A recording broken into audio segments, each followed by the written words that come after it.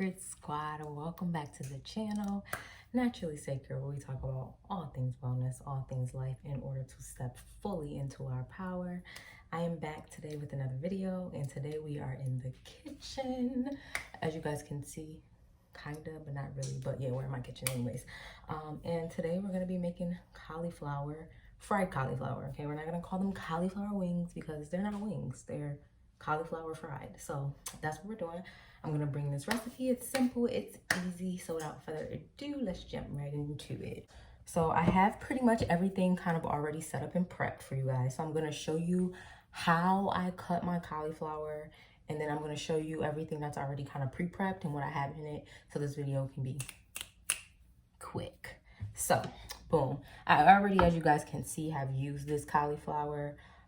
So basically what you want to do is, cauliflower comes with that stem at the bottom that has the leaves, and I just usually pull the leaves off and then usually cut it in half. If it's just you, or maybe you and your partner just eating this, then I would not recommend frying a whole entire cauliflower, just because it's going to make a lot, and you're gonna see that as I start to cut them up. So if it's just you and another, or you and your child or something like that, I would just cut half, save the other half, save it for a rainy day. Okay, so let's just jump into it. So with this half, you see, what you want to do is you want to make sure you're following already kind of those lines that are already naturally embedded into the cauliflower, so you can follow them from the base, take it from the base, and then what I usually do is just simply stick my knife into it and cut it down, and then just rip it apart.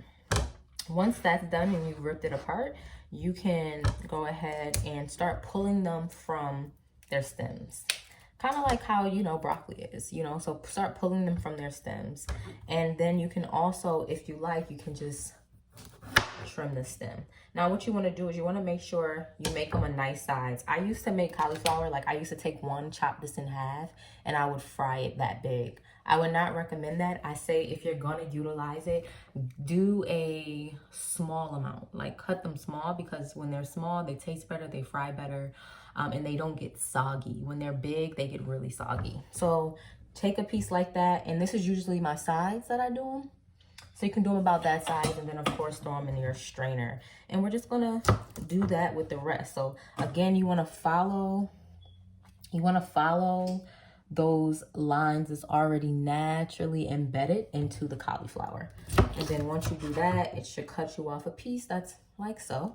And then of course you can either cut that piece in half, and depending on what size you want them. You can make them as small as you like, your preference, or as big as you like. But again, the bigger they are, they tend to get soggy quicker, and just absorbs way more oil when it's bigger. So I would say go small or go home. You don't usually hear that, but yeah, that's what I would say with these cauliflower fried. Go small.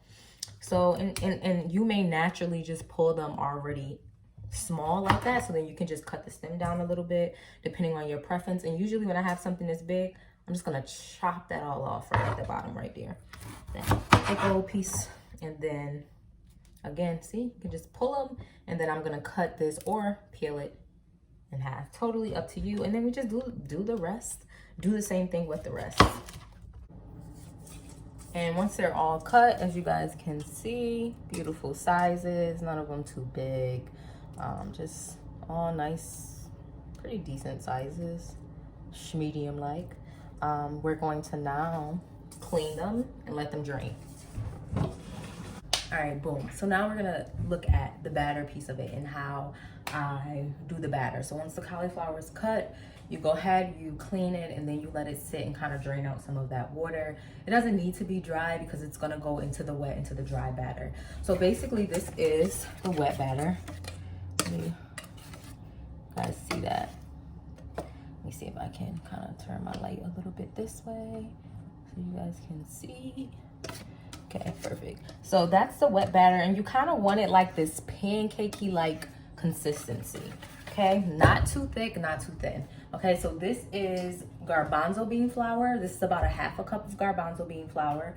A little bit more depending on how much cauliflower you're frying. You might, add a little bit more because you want more a lot more liquid in order to have enough to fry your cauliflower. But usually a half a cup goes, like this is enough, especially for the half that we cut. So what's in here is we have a half a cup of garbanzo bean, maybe a little bit more than half a cup.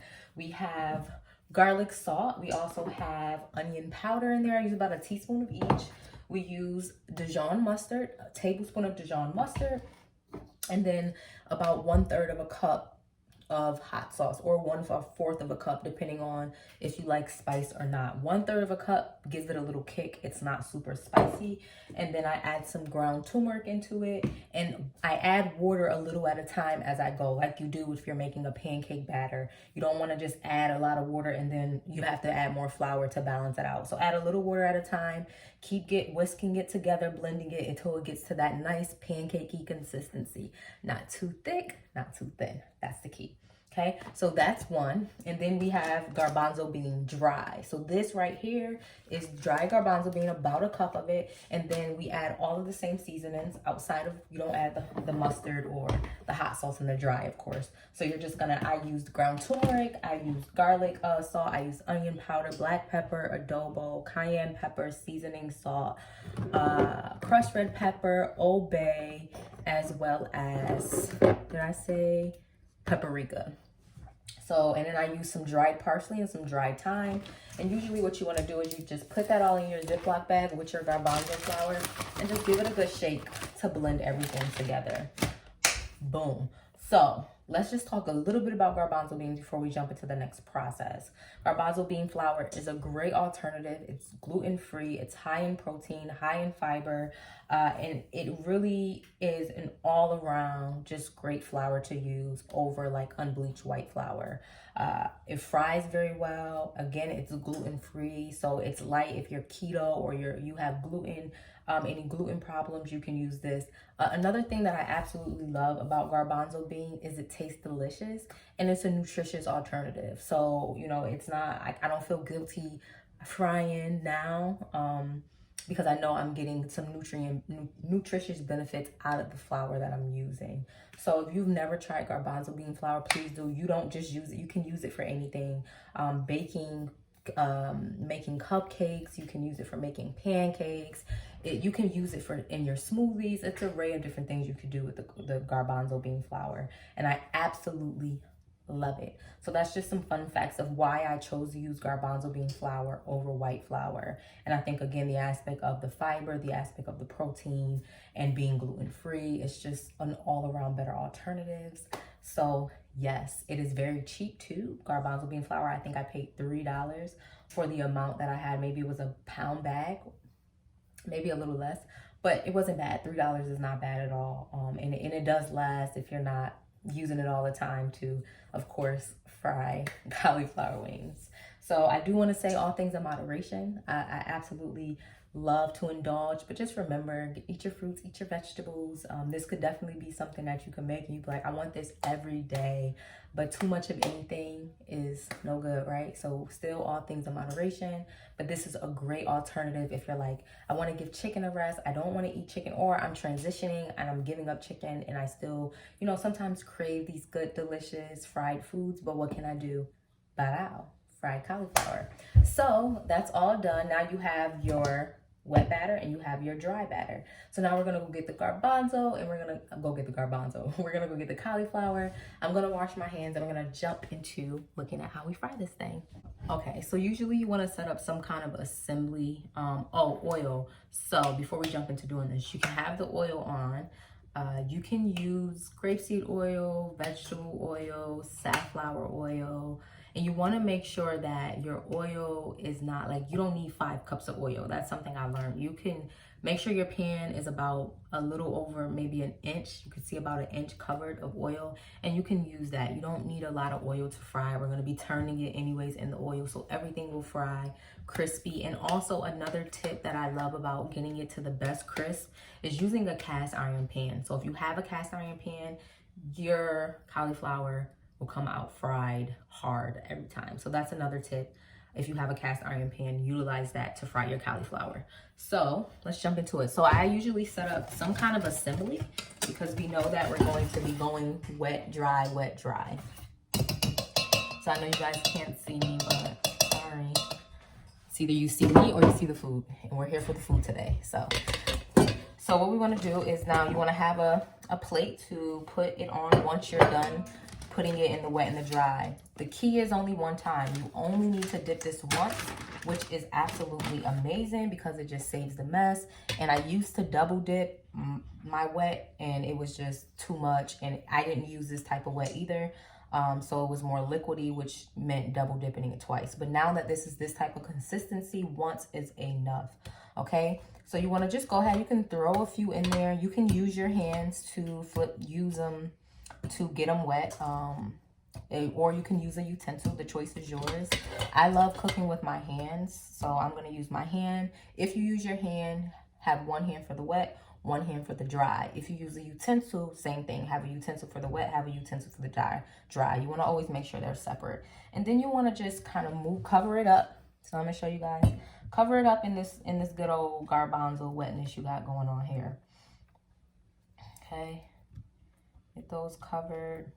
And you're going to throw these into the flour one at a time. Okay. Because you don't want too many going in at a time and then therefore making the flour more sticky like and clumping it together. So one at a time is the best thing to do, and shake them. So once you get them out the wet, shake off any excess wet that needs to be shaked off. And as you guys can see, that is nicely covered. And then you just go ahead and you can toss it right into this bag and then give it a shake. Give it a nice little shake and voila. Now I have the flour on, and just keep that same process. I have the flour, I have the oil on a very low temperature because I've learned that you have the oil on for a long period of time, of course the oil will burn. So I have my oil on from the start, but I started on really low. So by the time I get over to the oil, it's ready to go. Because I don't want the oil to burn at all. Because then your cauliflower will cook rather quickly.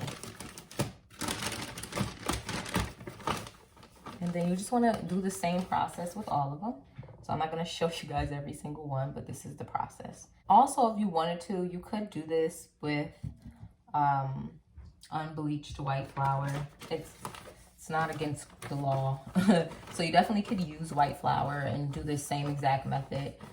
But again, the nutritional benefits are different, of course. So if all you have is white flour, go ahead and do your thing. But I would recommend ordering some or getting some garbanzo flour if you can, and giving it a try that way too. And seeing which one you like better, because it definitely tastes different as well. All right, so as you guys can see, I've already done them all up. There is still a few more that I have to actually toss in the wet and the dry. But you guys see how much this looks, right? So this is why you don't need to use a whole entire cauliflower. Okay, cut it in half depending on who you're doing it for. If you're doing it for a group, then you can make the whole thing. But if it's just you and another person, it's no need to cut the whole thing up. Okay, once it's like this, you may see that it starts to turn. You see more of that orange color, and that's only because the dry is being absorbed by the wet underneath it. It still fries the same, so there's no need to re-toss it in dry or anything like that. It's fine. And then once your oil is hot and ready, one way I test my oil is you can just take a wooden spoon, stick it in there, and once you see bubbles start formulating at the base of that spoon, around that spoon, then you know the oil is hot and ready to go. Or you can just toss the cauliflower in, and that's a way to test it too. And we're just gonna toss these in there. This is oil that I have used already, so I'm not gonna waste it. This is only my second time using it, and then I'll get rid of it after today. But then you just wanna toss them in and let them start getting fried. Don't overcrowd them in your pot, because you definitely don't want them sticking to one another. So leave them some room, leave them some room. And then you want to let them fry about 2 to 3 minutes on each side. Usually what I do is about 2 to 3 minutes, I flip them over, let them fry on the other side for 2 to 3 minutes, and then I flip them about one more time and let them fry like a minute on each side. So fry them until your desired crisp. When they're at the texture that you're like, okay, this is perfect, this is crispy for me. Do not toss these in buffalo sauce. They will make them really soggy. So if you want, make some kind of dip. You can dip them in hot sauce. You can dip them in barbecue sauce. But I wouldn't recommend tossing them because anytime I've tossed them, they became soggy like that. So I wouldn't toss them. So then, of course, you just wait. So I've already flipped them twice. So I'm on like the third flip where I told you guys I kind of fry on each side for an extra minute. And then you want to make sure you have a lined plate with paper towels on it so that it can drain. And you want to eat these rather quickly. So let them drain for a couple of minutes and eat them while they're still hot. You definitely don't want them to sit and get cold because it is not the same. It is not the same. And you could just start taking them off and putting them on there to drain. And then go ahead, once these are all on here, you can go ahead and start that next batch. And whoever's eating these, let them know they're ready. Because again, you don't want them to sit and get cold. So unfortunately, unless you have like a really big fryer, you're gonna have to do a few batches at a time. And whoever's eating them is gonna have to eat them while they're fresh. All right, so here we have the very first batch. And as you guys can see, they are fried very nicely. And let's just taste test it.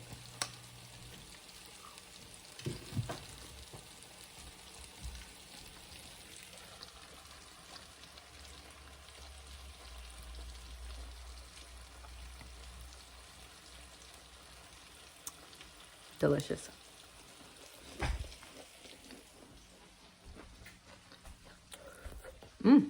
It's hot.